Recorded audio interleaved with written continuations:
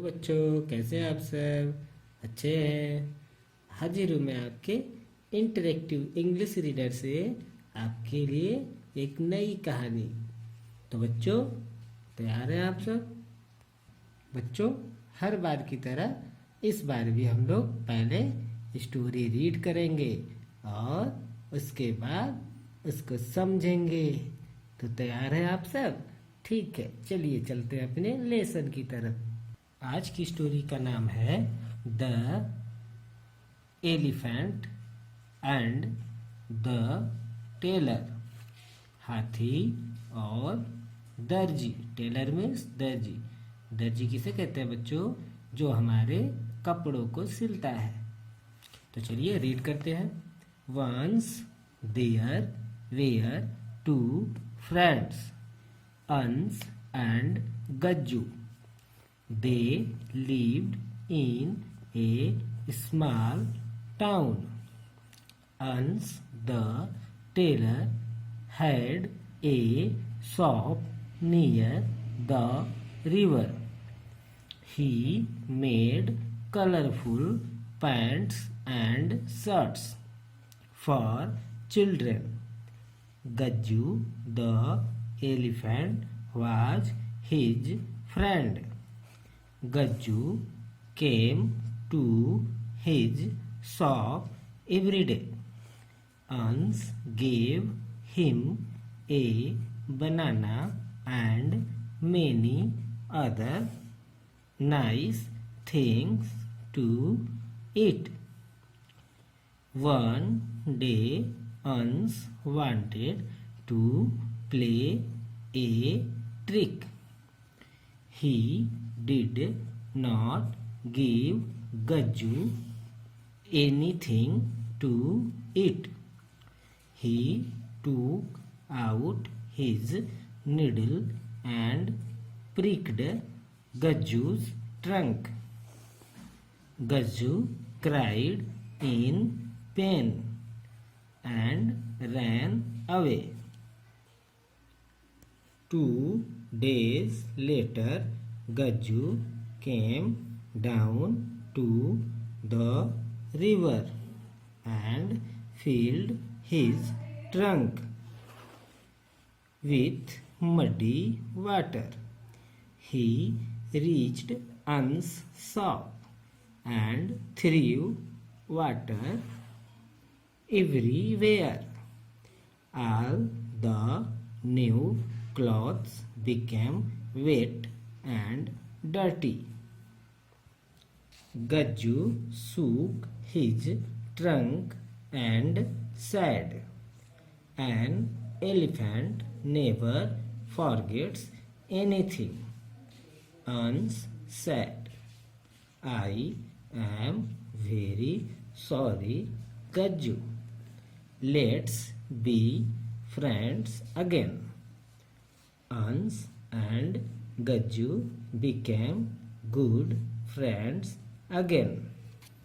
Very good बच्चों, आप सब लोगों ने बहुत अच्छे से रीड किया। अब बारी है इस स्टोरी को हिंदी में समझने की। तो तैयार हैं आप सब? तो हम लोग स्टोरी शुरू करते हैं। ध्यान से सुनिएगा बच्चों। 2 मित्र थे, एक दर्जी और एक हाथी। दर्जी का नाम अंश था और हाथी का नाम गज्जू था। दोनों में काफी गहरी मित्रता थी।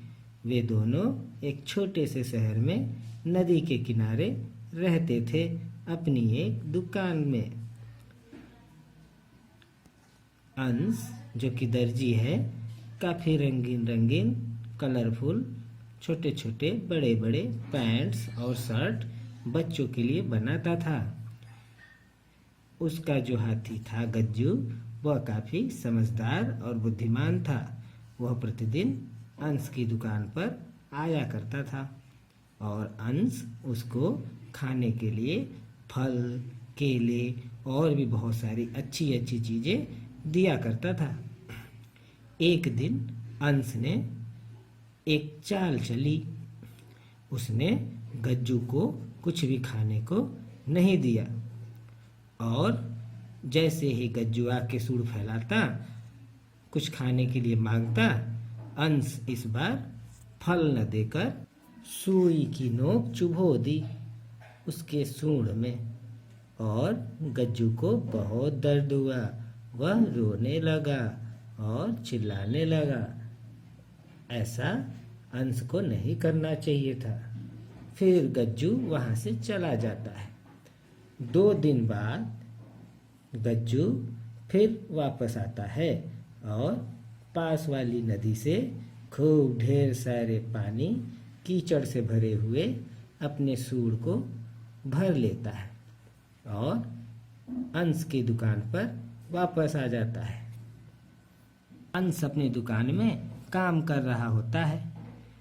तभी आते ही गज्जू ने कीचड़ से भरा हुआ पानी उसके ऊपर, कपड़ों पर, नए नए कपड़ों पर छिड़क देता है और इस तरह से गज्जू के सारे कपड़े और गज्जू कीचड़ से लथपथ हो जाता है। गज्जू मन ही मन सोचने लगता है कि हाथी भी समझदार होता है। मैंने उसको सुई चुभोया तो 2 दिन बाद भी वो मुझसे बदला लेने आ गया और मेरे ऊपर कीचड़ कर दिया। तब अंश ने गज्जू से कहा, मुझे माफ कर दो, आज से हम लोग फिर से मित्र हो जाते हैं, चलो मेरा फ्रेंड बन जाओ।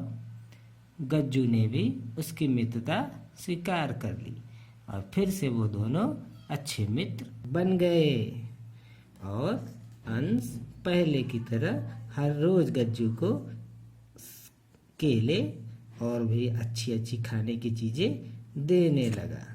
तो बच्चों, यह थी आज की स्टोरी। कैसी लगी आपको? अच्छी लगी? अब बारी है इस स्टोरी से मिलने वाले सीख को जानने की। बच्चों, हमें अंश की तरह कोई काम नहीं करना चाहिए।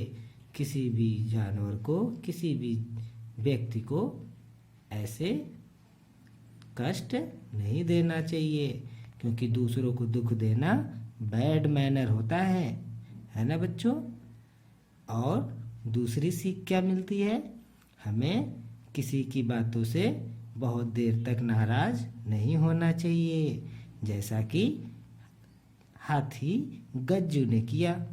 वह कितना दर्द से चिल्लाया होगा, लेकिन फिर भी अंश की गलतियों को माफ कर देता है और फिर से अपनी मित्रता बना लेता है। तो ठीक है बच्चों, इस कहानी से हमें यही सीख मिलती है।